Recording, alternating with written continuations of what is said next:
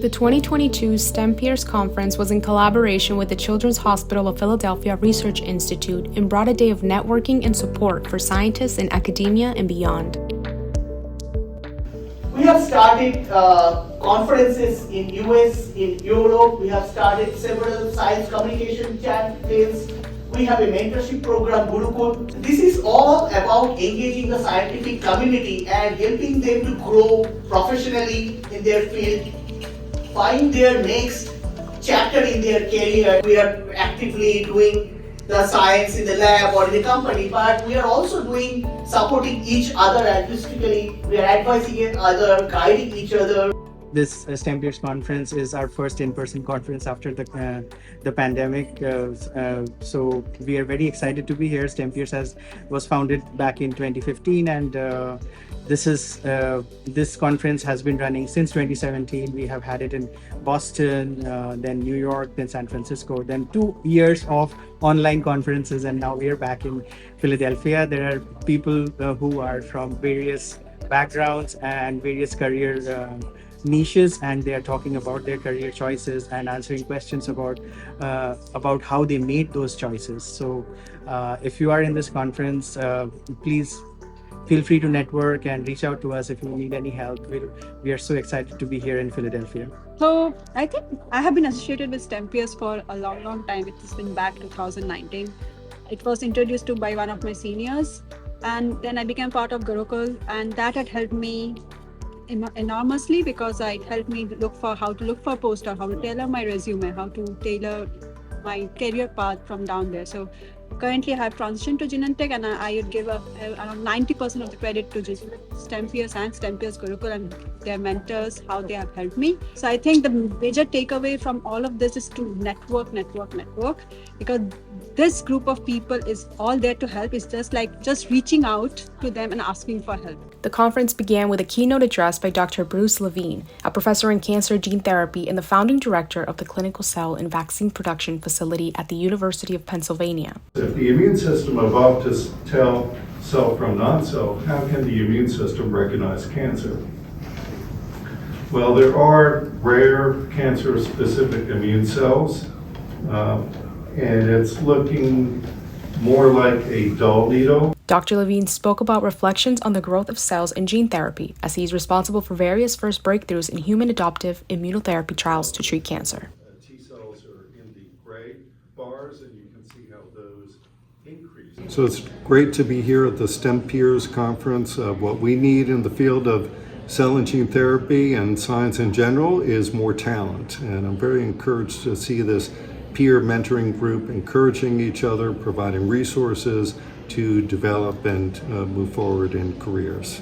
Another kick-starting event was led by speakers from the PostDoc Affairs offices at Children's Hospital of Philadelphia and Thomas Jefferson University, who provided advice on how to choose the right postdoc fellowship and the innovative education programs offered at each. Just a note about choosing the right postdoc. So wherever you choose to do your postdoc, know that whether your fellowship is a training position or full-time employment. If you take some more courses and things that you weren't able to as a grad student, go to a range of pharmaceutical, biotech companies, medical communications firms, nonprofits. This event has been really incredible. They have sold it out.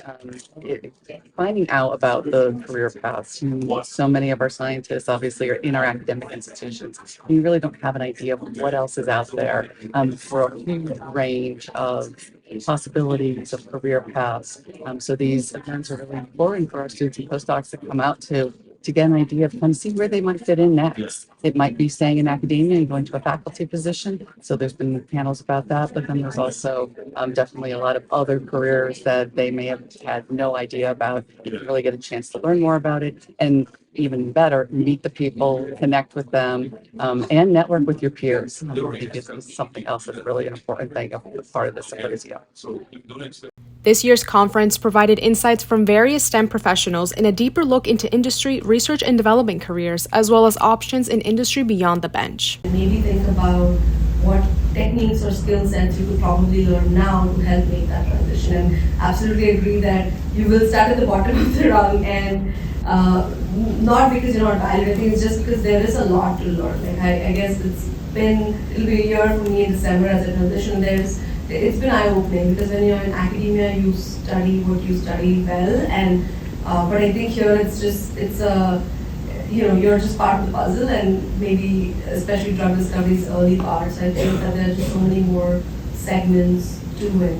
So it's kind of a humbling process, if you will, in knowing where you stand, and there's a lot to learn. I am a postdoc at Mass General, Boston, and I just finished my 3 years there.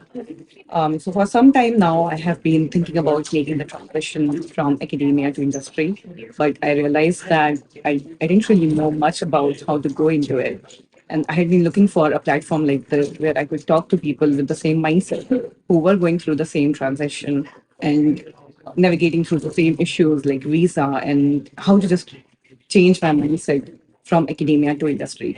And I think this meeting has been really, really helpful for that. Just networking with people, talking to them, the people who have been in the industry for some time. So they sharing their experiences, how they transitioned a few years back, how we can help, how we can do it. And so we just had a panel discussion on grant writing. And I feel that when I was writing my fellowship applications last year, and I kept on wishing that I wish that I had attended a meeting like this earlier, and that would have helped me a lot.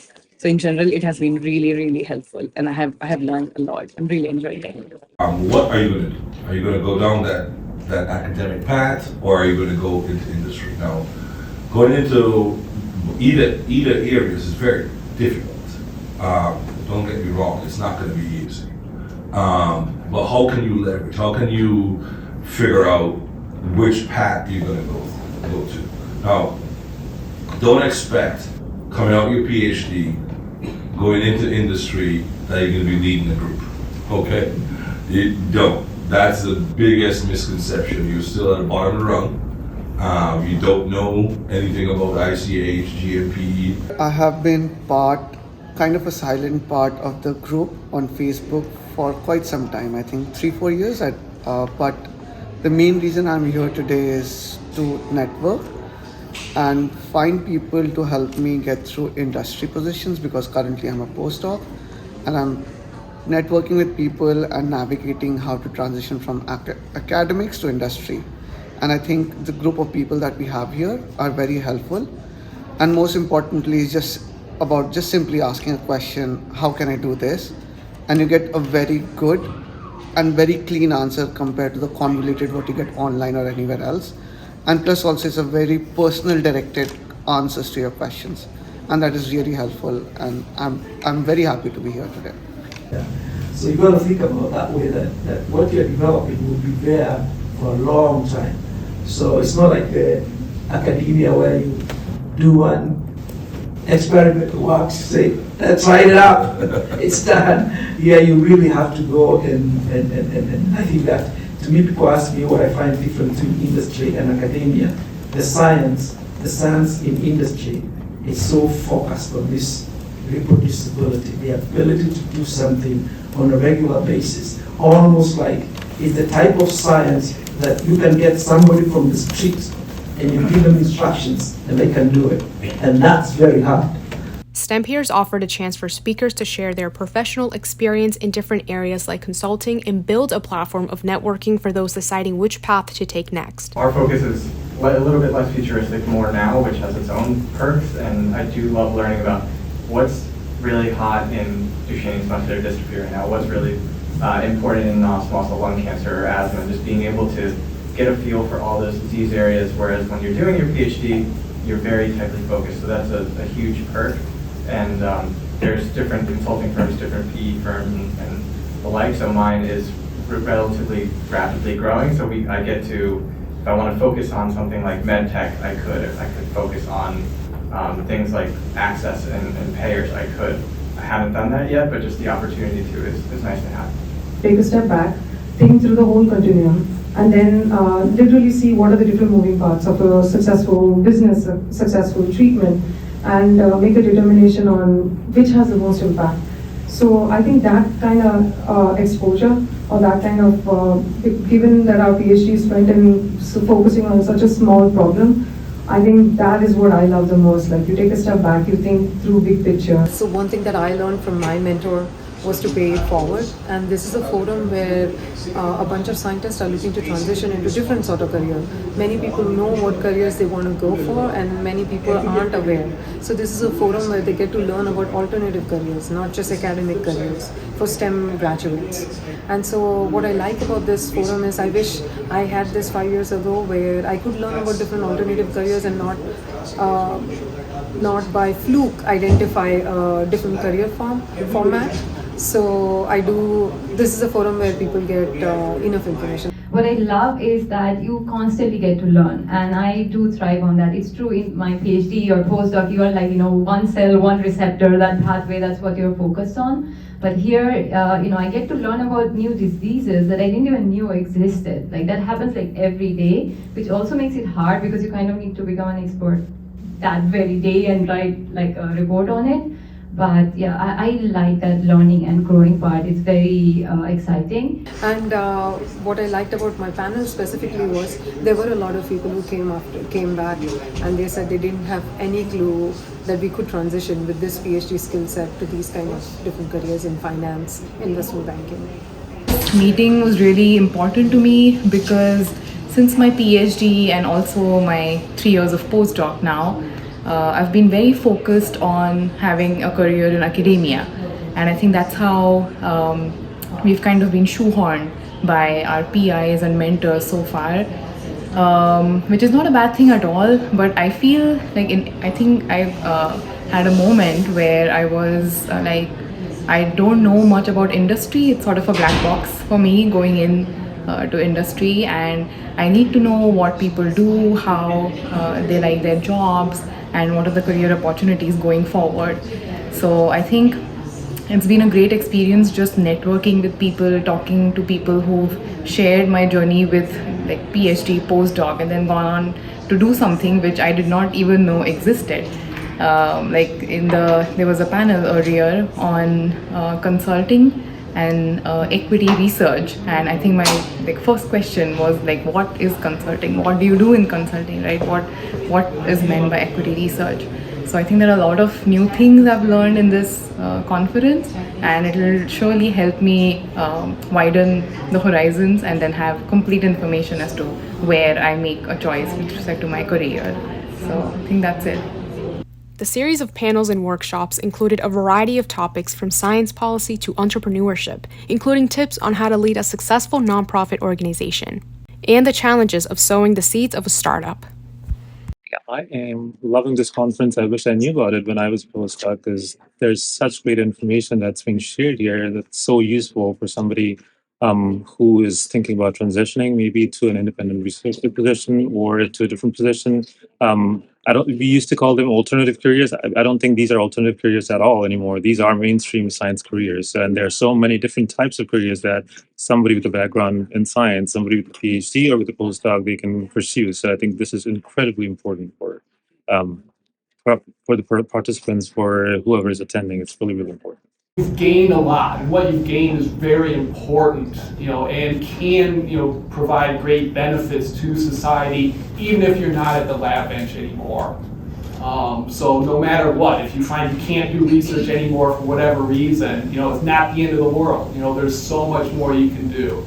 I feel like, I've accomplished so much more in what I've done since leaving the bench than I would have ever done if I'd stayed at the bench and kept doing research. Really being true to your mission. So at ACR, our mission is to prevent and cure all cancers through research, education, communication, collaboration, and funding, as well as patient advocacy. So being true to your mission and working with all the important and relevant stakeholders. We all know that we can't do it ourselves, so we have to work with a lot of different people to drive our mission to move the needle. So if we are going to eradicate cancer, we have to work with all of the different stakeholders, all of the different sectors that are involved in healthcare and public health. So understanding that we can't do it ourselves, that we have to work with everybody else, and together we can do it. I think the most important skill set that for like the positions that like I have, or like the kind of things that I do and my team does, the most important skill set that we need, I think we all of you here already have. So critically analyzing data, figuring out what's good science and communicating that out, both verbally and writing. So you all have that. Now, some of the things I think that I had to learn when I started at ACR, so project management, that's really, really important because every single thing that I do is complex and has many, many different aspects. It's like a puzzle. There's so many pieces, and all these pieces have to come together for that book to be ready on the deadline when we need it by. And like we talk about deadlines when we are in academia, but they can always be pushed. We want to submit the big paper tomorrow, but if the data is not there, we can always push it to next week, right? But for the reports that we release, those dates are fixed or they're arranged maybe a year in advance. We can help postdocs and fresh PhD students navigate that murky waters of businesses and transition to industry and so forth. Because most of the graduate work is geared towards academics, not industry. So you need to have that pathway to industry more clear. So that's the key thing. If you have a goal and you really committed to that goal, you can if you keep at it, there's a good chance that you can make it happen. So it's about that perseverance. Like we had deals fall through the 11th hour. It's devastating. We had deals we had to walk away from. That was devastating. When our 65th person said no and we had nobody else to turn to, it was tough, and I didn't know what I was going to do. So I just agree. If you want it, you can keep pushing. No guarantees, but also the funding's a little bit tighter now. But, may loosen up. But I just agree with my panelists here that everyone has their own path. You have to prioritize things, and if you want to do it, maybe you have a goal, keep at it. Love the job you work, and you will never have to work another day in your life. Because as he just said that it can be stressful, but if you really like what you're doing, the stress will go away. And once your goals are aligned, that okay, just think about it. We are sitting in the US, in the biggest city of the country, and we have this opportunity to find a cure for cancer. That is just so humbling, right? And if our efforts can do that, it's just amazing. We come from different parts of the world, coming here, sitting at the center of gene and cell therapy. That's just take a moment to think about it, right? So not many people. We are the best of the best in the world. I can say that. So if you really want to achieve that level, you really need to love it, and also be prepared for failures. But the passion and love is important, because when you start loving it, it's the work-life balance or work-life integration thing is kind of up for debate, but it will take a lot of your time and personal sacrifices. And one more thing I will add is that we have raised money, getting revenue. The real fun starts now, because once a company has received so much money, then we are in the next level of stress, because now we have to say, we have to do phase 1 trial. Will it be successful or failure? Because this is just the starting of the next step. Now we are thinking about, will there be an M&A? Will a Pfizer buy us out or not? So this is just the beginning of the next level, which is a completely different level of stress. But you can only do that if you really like, and if you're really into finding a cure for cancer. And as I say to my team members also, that cancer cells don't sleep on the weekends, right? They're growing all the time. So if they are growing, we have to work our butt off to fight them, right? To make the event even better, a surprise dance portrayed the connections between performing, STEM learning, and teaching.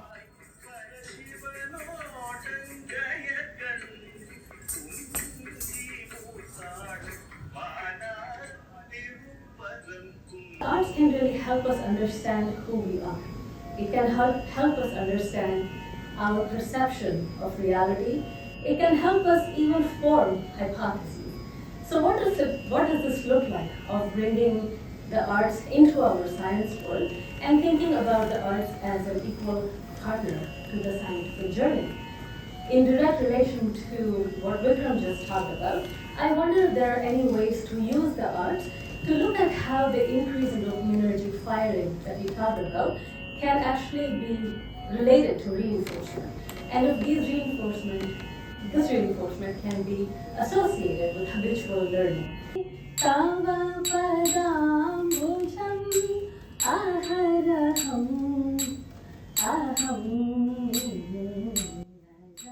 From education resources to career advice, STEMPeers also empowers and supports scientists in their academic journey through representation, mental health, and social support. Join their community online to learn more about the next annual STEMPeers conference.